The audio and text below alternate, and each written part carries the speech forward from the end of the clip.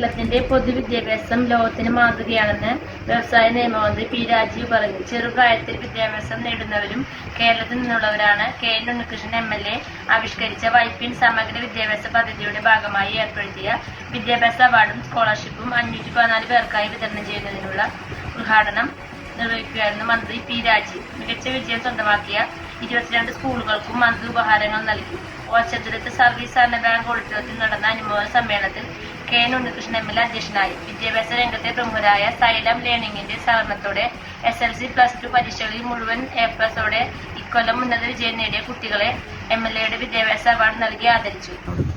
+2-ൽ ഏറ്റവും അധികം മാർക്ക് നേടിയ അലീന ജോസിക്ക് 2 ലക്ഷം രൂപയുടെ മെറിറ്റ് സ്കോളർഷിപ്പ് സമ്മാനിച്ചു. അതിനു പുറമെ വിദ്യാഭ്യാസേതര പ്രവർത്തനങ്ങളിൽ മികച്ച പ്രകടനം കാഴ്ചവെച്ച ആളുകൾക്ക് പുരസ്കാരങ്ങൾ നൽകി. TCC MD Rajeev, Xylem academy head Ananthu Vijayakumar, molecular hospital director AR Pillai, കഥാകൃത്ത് Thasmin Shihab, AJ Shine teacher, KITE master trainer M Nishal, TCC officers forum general secretary TR Ranjith, Vypin സമഗ്ര വിദ്യാഭ്യാസ പദ്ധതി convener MP Prinil, Kerala maritime board അംഗം സുനിൽ ഹരീന്ദ്രൻ, ഓച്ചന്തുരുത്ത് സർവീസ് സഹകരണ ബാങ്ക് പ്രസിഡന്റ് ആൽബി കളരിക്കൽ, യുവജന ക്ഷേമ ബോർഡ് കോർഡിനേറ്റർ NS സൂരജ് എന്നിവർ പ്രസംഗിച്ചു.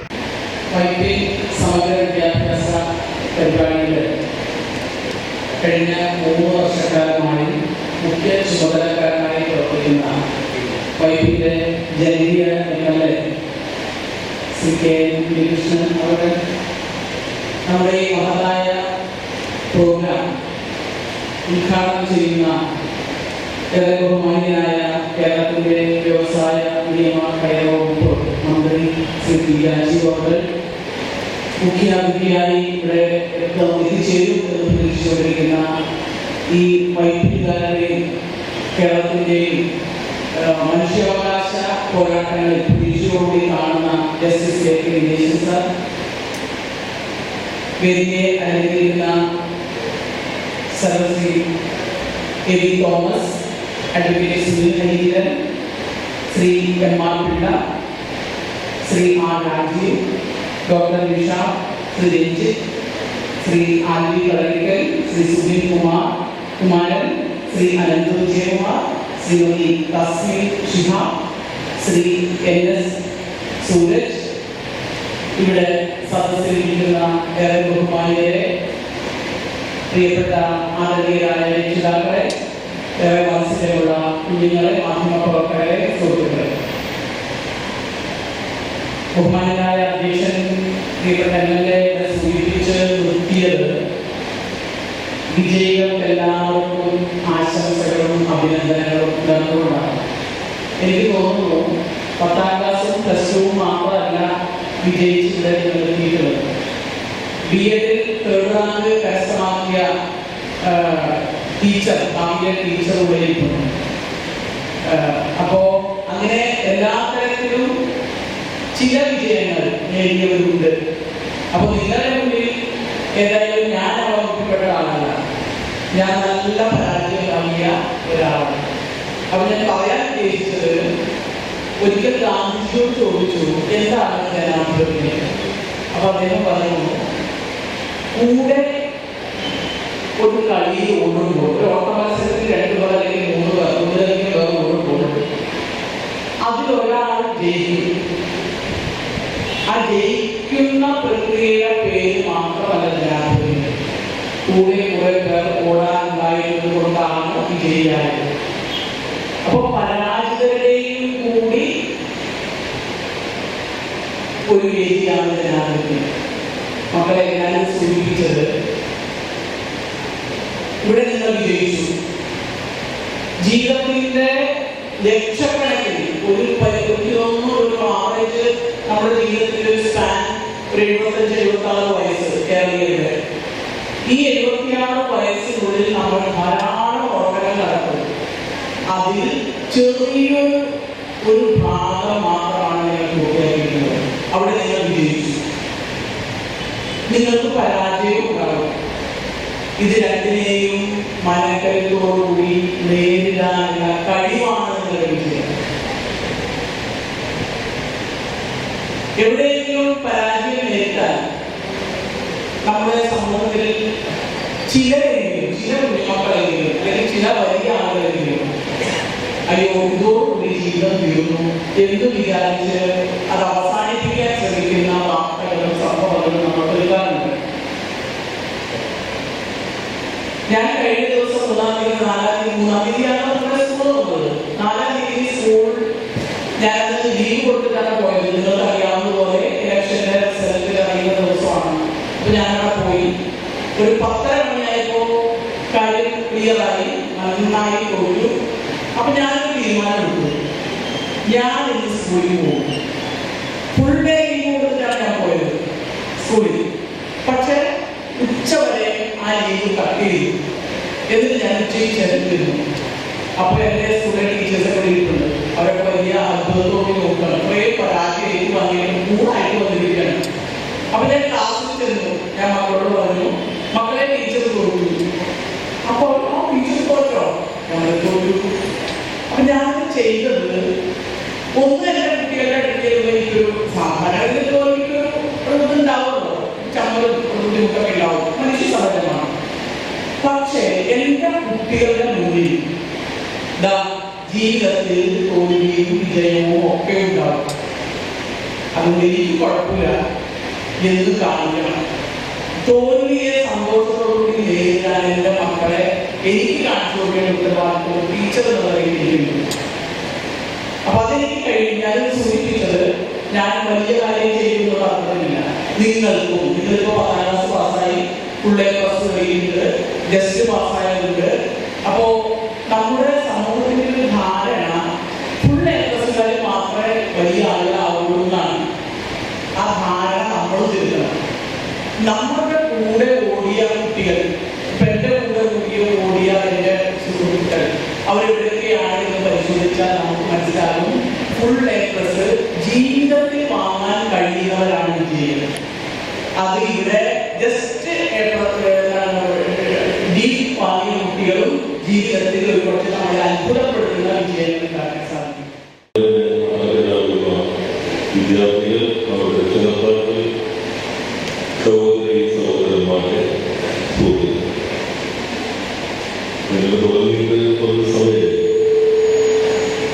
അതിനിടയിൽ ഇത്തരം ക്ലാസ്സുകൾ, പ്രസംഗങ്ങൾ എല്ലാം കൊണ്ടും സമ്പന്നമാണ് വഹിക്കുന്നവരുടെ മണ്ഡലത്തിലേക്ക് ഒരുപാട്. അതിന് നേതൃത്വം നൽകുന്ന ഞങ്ങളുടെ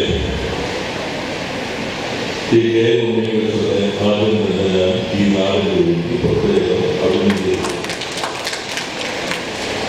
അദ്ദേഹം വിപുലമായ പങ്കാളിത്തത്തോടുകൂടി വ്യത്യസ്തങ്ങളായ പരിപാടികളാണ് മണ്ഡലത്തിൽ സംഘടിപ്പിച്ചുകൊണ്ടിരിക്കുന്നത്.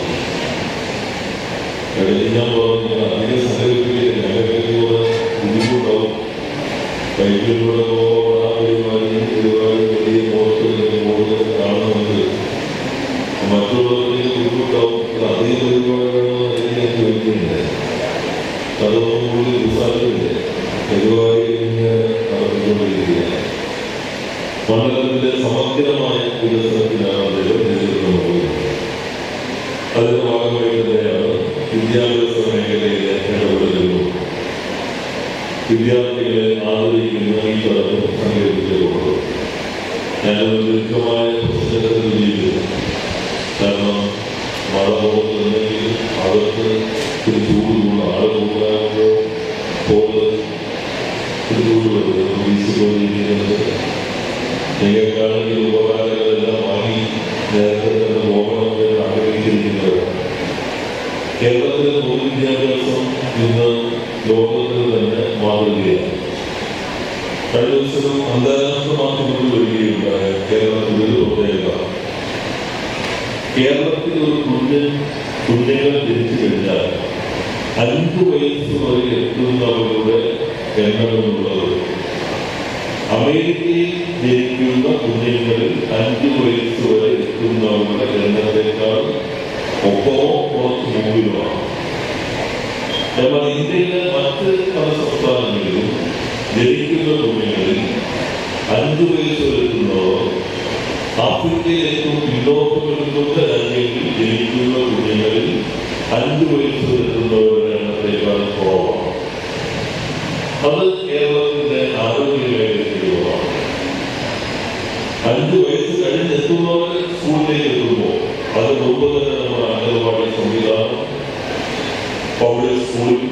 നേരത്തെ അത് തകർച്ചയിലേക്ക് പോകുന്നു എന്ന് സംശയിച്ചിരുന്നു. അതാണ് ശക്തിപ്പെടുത്തി മുന്നോട്ട് കൊണ്ടുപോയത്. ഇതെല്ലാം തന്നെ നമ്മുടെ പ്രത്യേകതയാണ്. ഇപ്പോൾ സർക്കാർ ശ്രമിക്കുന്നത് അക്കാദമികമായിട്ട് ഇപ്പോൾ സ്കൂളുകളിലെ സൗകര്യങ്ങൾ പറഞ്ഞു, നല്ല കെട്ടിടങ്ങൾ, ലാബുകൾ, സ്മാർട്ട് ക്ലാസ് റൂമുകൾ, അതെല്ലാം ശരിയായ രൂപത്തിൽ വിനിയോഗിച്ചുകൊണ്ട് ഭൗതികമായി ഉണ്ടായ ഈ മികവിനെ അക്കാദമികമായ മികവിലേക്ക് ഉയർത്തണം.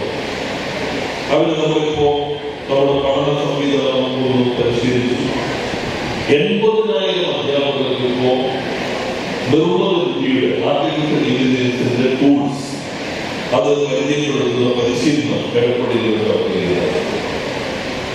ലോകത്തിന് തന്നെ മാതൃകയായി നമ്മൾ സ്കൂൾ പാഠ്യപദ്ധതിയിലേക്ക് AI ഉൾപ്പെടെയുള്ള വിഷയങ്ങൾ പോകുന്നുണ്ട്.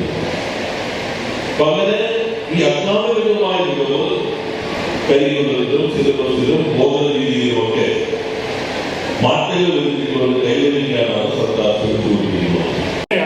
പക്ഷേ ഇതിന് ശേഷം എന്ത് എന്നൊരു ചോദ്യം എല്ലാവരുടെയും മനസ്സിലുണ്ട്. അപ്പൊ സയൻസ് എടുക്കണോ, കൊമേഴ്സ് എടുക്കണോ, ഹ്യൂമാനിറ്റീസ് എടുക്കണോ, ഇതൊക്കെ എല്ലാവർക്കും ഭയങ്കര ടെൻഷനും അതുപോലെ കൺഫ്യൂഷനും ഉള്ളൊരു കാര്യമാണ്. പൊതുവെ നമ്മൾ എന്താ ചെയ്യാറുള്ളത്? എൻ്റെ ബ്രദർ അതായതുകൊണ്ട് ഞാൻ അതിലേക്ക് പോയി, എൻ്റെ സിസ്റ്റർ അതായതുകൊണ്ട് ഞാൻ അതിലേക്ക് പോകും. അല്ലാതെ നമുക്കൊരു ഓപ്ഷൻ ഇല്ല. മിക്ക കുട്ടികളുടെ ഒരു പ്രശ്നം അതാണ്. ഞാൻ എല്ലായിടത്തും പോകുമ്പോഴും മക്കളോട് സംസാരിക്കുമ്പോഴും അവരുടെ ഭാഗത്തും വരും എന്താകാനാണ് ആഗ്രഹം എന്ന് ചോദിച്ചാൽ ഇങ്ങനെ കുറെ പ്രാവശ്യം ഇങ്ങനെ മേലോട്ടൊക്കെ നോക്കും, അന്തരീക്ഷത്തിൽ ഇങ്ങനെ പലതും കണ്ടെത്താനായിട്ട്. അപ്പൊ അങ്ങനെയല്ല വേണ്ടത്. നമുക്ക് വ്യക്തമായിട്ടൊരു പ്ലാൻ ഉണ്ടായിരിക്കണം നമ്മുടെ ലൈഫിൽ എന്ത് വേണം എന്നുള്ളത്. അപ്പൊ അതിനെപ്പറ്റിയാണ് ഞാൻ സംസാരിക്കാൻ പോകുന്നത്. നമ്മുടെ 10th കഴിഞ്ഞൊരു മക്കളാണെങ്കിൽ നിങ്ങൾ എങ്ങനെയാണ് അടുത്തത് ചൂസ് ചെയ്യാൻ പോകുന്നത്? ഞാൻ +1 സയൻസ് എടുക്കണോ, അല്ലെങ്കിൽ കൊമേഴ്സ് എടുക്കണോ, ഹ്യൂമാനിറ്റീസ് എടുക്കണോ, എങ്ങനെയാണ് നിങ്ങൾ ചൂസ് ചെയ്യാനായിട്ട് പോകുന്നത്? നമുക്കെല്ലാവർക്കും ഇത്രയും നാൾ പഠിച്ചു വന്നപ്പോൾ ഏതെങ്കിലും ഒരു പർട്ടിക്കുലർ സബ്ജക്റ്റ് നമുക്കൊരു ഇഷ്ടം കാണും. ആ ഇഷ്ടം എന്ന് പറഞ്ഞാൽ ചിലപ്പോൾ ആ പഠിപ്പിക്കുന്ന ടീച്ചറിനോടൊരു ഇഷ്ടം കൊണ്ട് നമ്മൾ പഠിച്ചതായിരിക്കും ആ സബ്ജക്റ്റ് എന്ന് പറയുന്നത്. അല്ലെങ്കിലോ നമുക്ക് ഇൻവോൾവ് ആയിട്ട് അതിനോടൊരു ഇഷ്ടം കാണും. ചില കുട്ടികൾക്ക് മാത്തമാറ്റിക്സിനോട് ഭയങ്കര ഇഷ്ടമാണ്. ഞാൻ നേരെ തിരിച്ചായിരുന്നു, ഇഷ്ടമില്ലായിരുന്നു. ഞാൻ മാത്സ് തീരെ പഠിക്കാത്തവരായിരുന്നു. പക്ഷെ ഏതോ ഒരു സാഹചര്യത്തിൽ എനിക്ക് പഠിക്കേണ്ടായിരുന്നു. ആ സാഹചര്യം ഞാൻ പിന്നെ പറയാം. പക്ഷെ ഞാൻ ഇന്നിവിടെ നിൽക്കുന്നത് IIT മാത്സ് ഫാക്കൽറ്റി ആയിട്ട് ശരിക്കും പറഞ്ഞാൽ നിൽക്കുന്നത്. അതെനിക്ക് ആകാൻ കഴിയുന്നുണ്ടെങ്കിൽ നിങ്ങൾക്ക് എല്ലാവർക്കും ആകാൻ. ഇപ്പൊ ഞാൻ പറഞ്ഞു വന്നത് 10th ശേഷം നമുക്ക് 3 ഓപ്ഷൻസ് ആണ് ഉള്ളത്. ഒന്നെങ്കിൽ നിങ്ങൾ എന്ത് ചെയ്യണം, നെക്സ്റ്റ് നിങ്ങൾക്കുള്ളത് സയൻസ്, കൊമേഴ്സ്, ഹ്യൂമാനിറ്റീസ്. ഇതിൽ 3 എണ്ണത്തിൽ ഏതെങ്കിലും ഒന്ന് നിങ്ങൾ പഠിച്ചേ പറ്റുള്ളൂ. അപ്പൊ ഞാൻ പറഞ്ഞു വരുന്നത് നിങ്ങളുടെ സ്കിൽ എന്താണ്, നിങ്ങളുടെ ഇഷ്ടം എന്താണ്, അത് നിങ്ങൾ ഇപ്പോഴേ ഡിസൈഡ് ചെയ്യണം. അല്ലെങ്കിൽ നമ്മൾ 2 വർഷം പഠിച്ചു കഴിയുമ്പോൾ എനിക്ക് ആ കോഴ്സിന് പോയാൽ മതിയായിരുന്നു, അല്ലെങ്കിൽ ഞാൻ ഇപ്പൊ എടുത്തത് റോങ് ഡിസിഷൻ ആണ് എന്ന് ഇപ്പൊ നിങ്ങൾക്ക് തോന്നി. പറയുന്നത് മനസ്സിലാവുന്നുണ്ടോ? അപ്പം അത് ചൂസ് ചെയ്യാന്നുള്ളത് വളരെ ഇമ്പോർട്ടൻ്റ് ആയിട്ടുള്ള ഒരു കാര്യമാണ്. അപ്പൊ സയൻസ് എടുക്കുകയാണെങ്കിൽ എനിക്ക് ഭാവിയിൽ എന്തിലേക്കൊക്കെ പോകാം, കൊമേഴ്സ് എടുത്താൽ എനിക്ക് എന്തിലേക്കൊക്കെ പോകാം, ഹ്യൂമാനിറ്റീസ് എടുത്താൽ എനിക്ക് എന്തൊക്കെ ചെയ്യാം. ഇതിനെപ്പറ്റി ഞാൻ ആദ്യം ഒന്ന് പറയാം. അപ്പൊ തന്നെ നിങ്ങൾക്ക് ഏകദേശം ഒരു ഐഡിയ. അപ്പൊ ഏറ്റവും കൂടുതൽ കരിയർ ഓപ്ഷൻ ഇപ്പൊ വരുന്നത് നിങ്ങൾ നോക്കുവാണെങ്കിൽ സയൻസ് റിലേറ്റഡ് ആയിട്ടുള്ള കാര്യങ്ങളാണ്. ഇപ്പൊ നമ്മുടെ സമൂഹം എന്ന് പറയുന്നത് ഈ ആർട്ടിഫിഷ്യൽ ഇന്റലിജൻസിന്റെ കാര്യത്തിലേക്ക് പോയിക്കൊണ്ടിരിക്കുകയാണ്. AI എന്ന് പറയും അല്ലെ, റോബോട്ടിക്സിലേക്ക് പോയിക്കൊണ്ടിരിക്കുകയാണ്. ഇനി വരും തലമുറ എന്ന് പറയുന്നത് അതിലേക്ക് ആയിരിക്കും പോയിക്കൊണ്ടിരിക്കുന്നത്. ഇപ്പൊ തന്നെ അപ്ഡേറ്റഡ് ആയി കഴിഞ്ഞിരിക്കുന്നു. പിന്നെ നമുക്കറിയാം മെഡിക്കൽ ഫീൽഡ്, ഒരിക്കലും മെഡിക്കൽ ഫീൽഡ് എന്ത് ചെയ്യുന്നില്ല, എൻഡ് ചെയ്യുന്നേ ഇല്ല. ധാരാളം ഓപ്പർച്യൂണിറ്റീസ് ആണ് ചെയ്യുന്നത് മെഡിക്കൽ ഫീൽഡ് നമുക്കുള്ളത്. ഇനി എഞ്ചിനീയറിംഗ് ഓപ്റ്റ് ചെയ്താൽ എല്ലാവരും പറയും എഞ്ചിനീയറിംഗിനോട് ഭയങ്കര പുച്ഛമാണ് അല്ലെ. ഞാൻ ബിടെക്കും MTech ആണ്. BTech electrical and electronics engineering from government engineering college Kottayam, MTech Bangalore യൂണിവേഴ്സിറ്റിയിൽ ഇൻഡസ്ട്രിയൽ ഓട്ടോമേഷൻ ആൻഡ് റോബോട്ടിക്സിൽ കഴിഞ്ഞതാണ്. പ്രിയപ്പെട്ട കുഞ്ഞനുജന്മാരും അനുജത്തിമാരുമായ വിദ്യാർത്ഥിനികളെ, ഗുരുജനങ്ങളെ, ഞാനൊരു അധ്യക്ഷ പ്രസംഗം നടത്തുന്നില്ല. എനിക്ക് പറയാനുള്ള കാര്യങ്ങളാണ് വിദ്യാഭ്യാസ രംഗത്തും സാംസ്കാരിക രംഗത്തും വൈപ്പിൻ മണ്ഡലത്തിൽ ചെയ്ത കാര്യങ്ങൾ സംബന്ധിച്ച ഒരു ഡോക്യുമെൻ്ററി നിങ്ങളുടെ മുൻപാകെ അവതരിപ്പിച്ചു. കാണാത്തവർക്ക് വേണ്ടി ഏറ്റവും അവസാനം ഒരിക്കൽ കൂടി അത് കാണിക്കുകയും ചെയ്യും.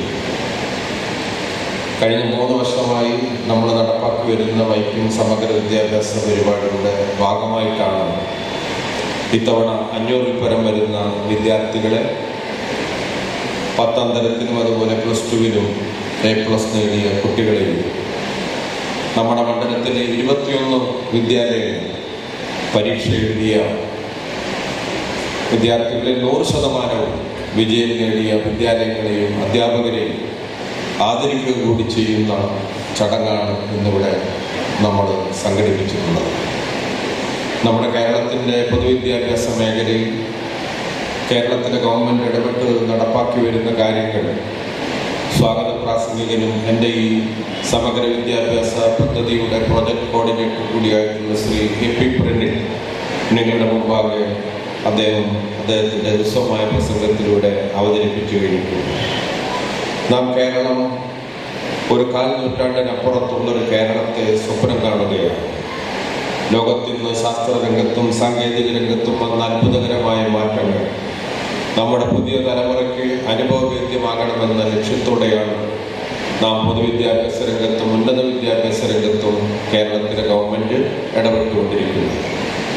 ഇത്തവണത്തെ നമ്മുടെ വിജയം 10ാം തരത്തിൽ പഠിച്ച കുട്ടികൾ പരീക്ഷ എഴുതിയിൽ ഏതാണ്ട് 96% വരുന്ന കുട്ടികൾ, അതുപോലെ +2-വിലും മഹാഭൂരിപക്ഷം വരുന്ന കുട്ടികളും വിജയം നേടി എന്നുള്ളത് ഈ രംഗത്ത് ഗവൺമെൻറ് നടത്തുന്ന പ്രോത്സാഹനത്തിൻ്റെ കൂടി വിജയമാണ്.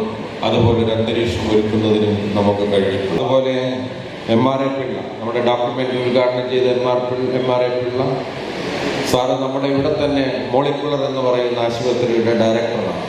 അദ്ദേഹം ISROയിലുണ്ടായിരുന്ന സയൻറ്റിസ്റ്റാണ്. ക്യാൻസർ രോഗത്തിൻ്റെ മേഖലകളിൽ മരുന്നുൽപാദനത്തിൻ്റെ കേരളത്തിലെ അപൂർവ സ്ഥാപനങ്ങളിൽ ഒരു സ്ഥാപനം നമ്മുടെ മണ്ഡലത്തിൽ നടത്തുന്നതിൻ്റെ പ്രധാനപ്പെട്ട ചുമതല വഹിക്കുന്ന ആളാണ്. അതേപോലെ തന്നെ ഇതിൽ പങ്കെടുക്കുന്ന രാജീവ് സാർ, TCCയുടെ ഡയറക്ടർ. TCCയെ കുറിച്ച് നിങ്ങൾക്ക് പരിചയപ്പെടുത്തേണ്ട കാര്യമില്ല. ഇപ്പോൾ നമ്മുടെ ഇന്ത്യയുടെ മഹത്തായ അഭിമാനമായ ചാന്ദ്രയാൻ ദൗത്യം, ആ ചാന്ദ്രയാൻ ദൗത്യത്തിൽ വിജയകരമായി അത് പൂർത്തീകരിക്കുന്നതിന് വേണ്ടി നമ്മുടെ കേരളത്തിൻ്റെ 3 പൊതുമേഖലാ സ്ഥാപനങ്ങളുടെ കമ്പോണൻസ് കൂടി ഉപയോഗിച്ചുകൊണ്ടാണ് ചാന്ദ്രയാൻ ദൗത്യം വിജയിച്ചത്. മലയാളി ശാസ്ത്രജ്ഞന്മാരും ഉണ്ടായിരുന്നു. അതിൽ TCC ഒരു പ്രധാനപ്പെട്ട പങ്ക് വഹിക്കുകയുണ്ടായി. ആ TCCയുടെ പുതിയ ഡയറക്ടറാണ് രാജീവ് സാർ. അതേപോലെ തന്നെ മറ്റു വ്യക്തിത്വങ്ങൾ എല്ലാവരും ഞാൻ പറയുന്നില്ല.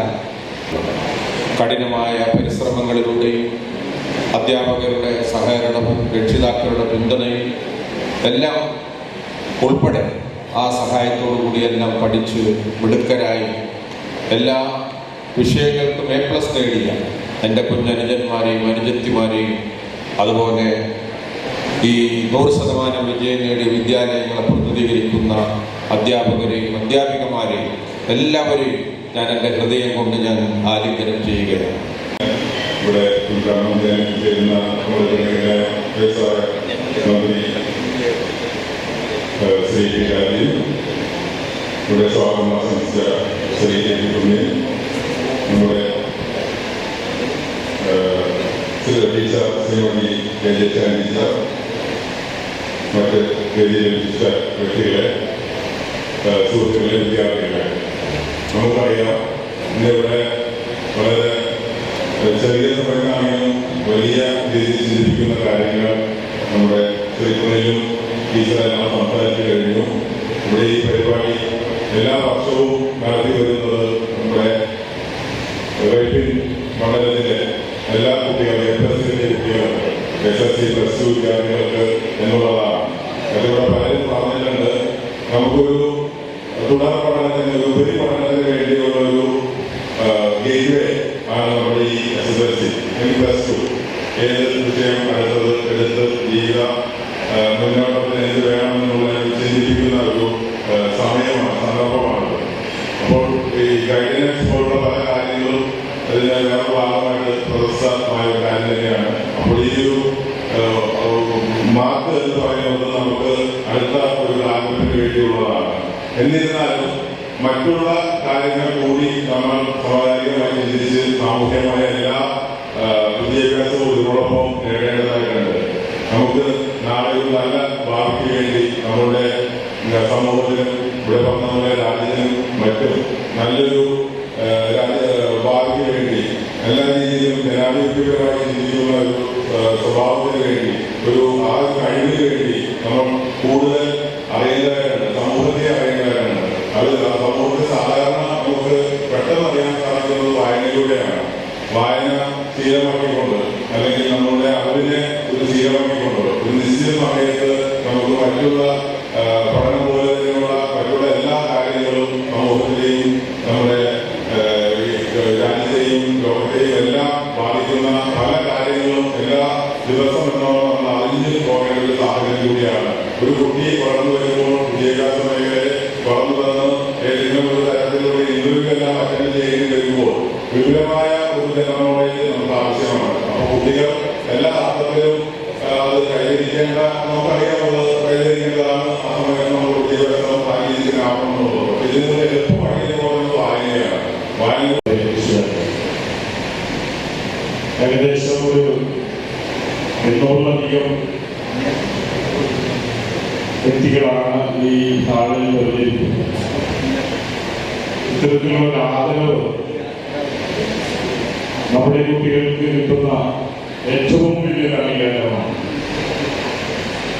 വൈപ്പിക്കരയിലെ എല്ലാ വിദ്യാഭ്യാസ സ്ഥാപനങ്ങളിൽ നിന്നും ഇവിടെ എത്തിയിട്ടുള്ള ഓരോ വിദ്യാർത്ഥിക്കും കിട്ടുന്ന ഏറ്റവും വലിയ അംഗീകാരമാണ് ഇന്നിവിടെ ലഭിക്കുന്നത്. ഞാൻ ഓർക്കുകയാണ്,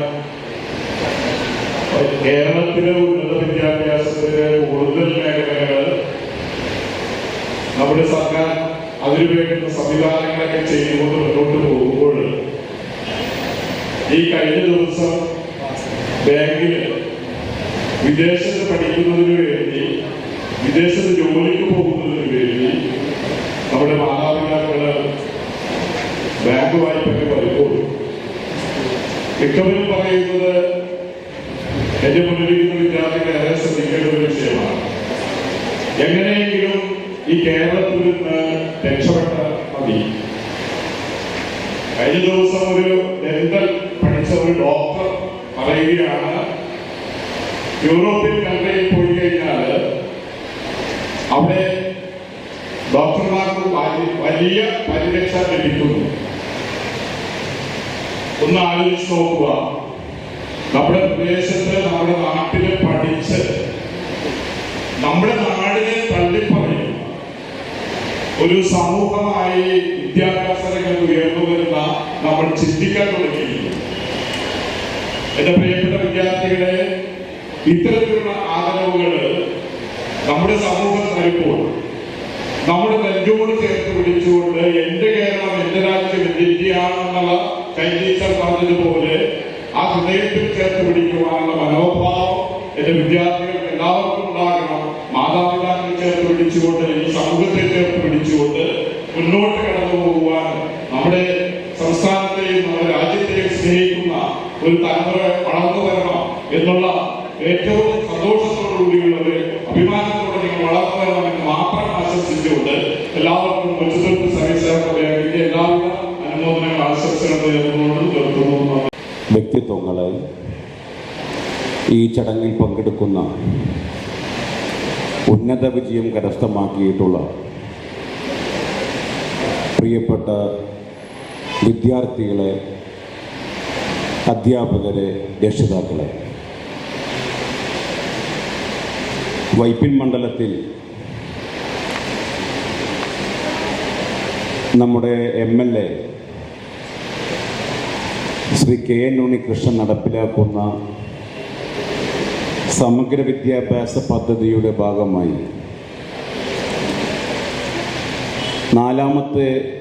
മൂന്നാമത്തെ വർഷമാണ് വൈപ്പിൻ മണ്ഡലത്തിലെ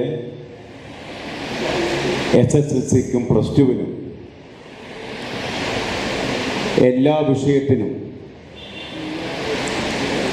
A+ കരസ്ഥമാക്കിയിട്ടുള്ള വിദ്യാർത്ഥികളെ അനുമോദിക്കുന്ന ചടങ്ങ് ഇവിടെ സംഘടിപ്പിക്കുന്നത്.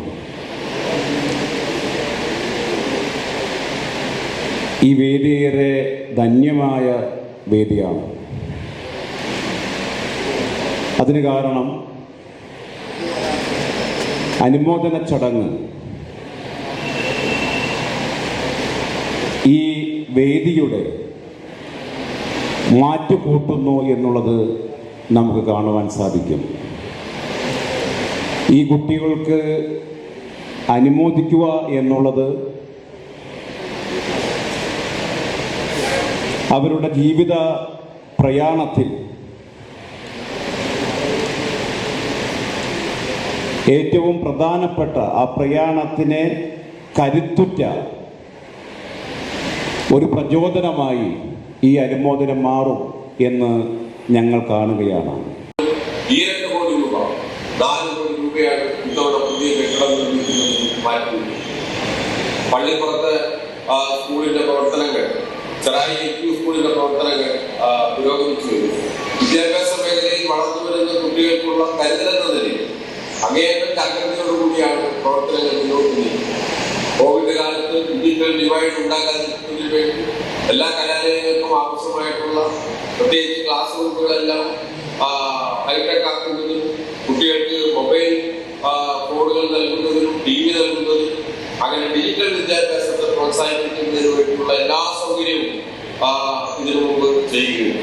ഇപ്പോഴും ഈ വർഷവും കഴിഞ്ഞ വർഷവുമായി ഏതാണ്ട് 50 ലക്ഷം രൂപയുടെ ധനസഹായം എൻ്റെ MLA പ്രത്യേക നിധിയിൽ നിന്നും 50 ലക്ഷം രൂപയാണ് ക്ലാസ് റൂമുകൾ, ഗണിത ലാബുകളും സ്കൂൾ മുറികൾ ഹൈടെക് ആക്കി മാറ്റുന്നതിന് വേണ്ടിയിട്ട് വിനിയോഗിച്ചിട്ടുണ്ട്. ഒരു നാടിന്റെ സംസ്കാരം രൂപപ്പെടുന്നത് ആ നാട്ടിലെ ജനങ്ങളുടെ ജീവിത രീതികളിൽ നിന്നും കലകളിൽ നിന്നുമെല്ലാമാണ്. ആധുനിക വിദ്യാഭ്യാസം ഈ സംസ്കാരത്തെ പുതിയ മാനങ്ങളിലേക്ക് എത്തിക്കുന്നു. വൈപ്പിന്റെ സാംസ്കാരിക പൈതൃകത്തെ മുറുകെ പിടിച്ചുകൊണ്ട് വിദ്യാഭ്യാസ മേഖലയെ പുതിയ കാലഘട്ടത്തിലേക്ക് നയിച്ചുകൊണ്ട് മുന്നേറുകയാണ് MLA KM ഉണ്ണികൃഷ്ണൻ. വൈപ്പ് മണ്ഡലത്തിലെ ഏറ്റവും പ്രധാനപ്പെട്ട ഭിന്നശേഷിക്കാരായിട്ടുള്ള കുട്ടികളുടെ കലാലയമാണ് കരുണാലയം. നമ്മളെ അത്ഭുതപ്പെടുത്തുന്ന തരത്തിലുള്ള കലാപ്രകടനങ്ങളാണ് ആ കുഞ്ഞുങ്ങൾ കാഴ്ചവെച്ചത്. മറ്റു മുതിർന്ന കലാകാരന്മാരോടൊപ്പം വേദികൾ പങ്കിടാൻ MLA-യുടെ ഡോക്യുമെന്ററി കാണുകയായിരുന്നു. സത്യത്തിൽ ഒരു നാടിന്റെ വികസനത്തിന് അതിന് ഏത് മാർഗത്തിൽ വളം വെക്കണം, അല്ലെങ്കിൽ ഏത് പോർഷനിലാണ് കൂടുതൽ എത്തിച്ചു കൊടുക്കേണ്ടത് എന്ന് കൃത്യമായ അറിയാവുന്ന ഒരു വ്യക്തിയാണ്. കാരണം വിദ്യാഭ്യാസ രംഗത്തുണ്ടാകുന്ന പുരോഗമനമാണ് നാം ഒരു സമൂഹത്തിന്റെ സാംസ്കാരികവുമായിട്ടുള്ള എല്ലാ പുരോഗതിയുടെയും അടിസ്ഥാനം. കൈത്തിന്റെ പ്രകൃതി എന്ന നിലയിൽ എനിക്ക് ഇവിടെ എന്നോട് പ്രത്യേകം പറയണം എന്ന് പറഞ്ഞാൽ 2-3 വേർഡ്സ് മാത്രം ഇവിടെ പറഞ്ഞുകൊണ്ട് ഞാൻ വാക്കുകൾ നിർത്തും. അതിലൊന്ന്, ഇന്ന് ഏറ്റവും ട്രെൻഡിങ് ആയിട്ടുള്ള ഒരു സംഖ്യ ആർട്ടിഫിഷ്യൽ ഇന്റലിജൻസ്. കൈറ്റ് കേരളത്തിലെ ഇന്ത്യയിൽ തന്നെ മാതൃകാപരമായിട്ടുള്ള കൈറ്റ് എന്താണെന്ന് അറിയാവുന്നത്. കേരളത്തിലെ പൊതുവിദ്യാഭ്യാസ രംഗത്ത് എല്ലാ തരത്തിലുള്ള സാങ്കേതിക അഡ്വൈസും സാങ്കേതിക ഇംപ്ലിമെന്റേഷൻ കൊടുക്കുന്ന ഒരു അതോറിറ്റിയാണ്, ഗവൺമെന്റ് സംവിധാനമാണ് കൈറ്റ്. അതിന്റെ നേതൃത്വത്തിൽ കേരളത്തിലെ എല്ലാ അധ്യാപകർക്കും AI ട്രെയിനിങ് കൊടുത്തുവരികയാണ്. ആർട്ടിഫിഷ്യൽ ഇന്റലിജൻസ് ഇങ്ങനെ അതിവിശാലമായി അധ്യാപകർക്ക് കൊടുക്കുന്ന ഇന്ത്യയിലെ ഏറ്റവും ആദ്യത്തെ ഒരു സംരംഭം കേരളത്തിലാണ് നടക്കുന്നത്.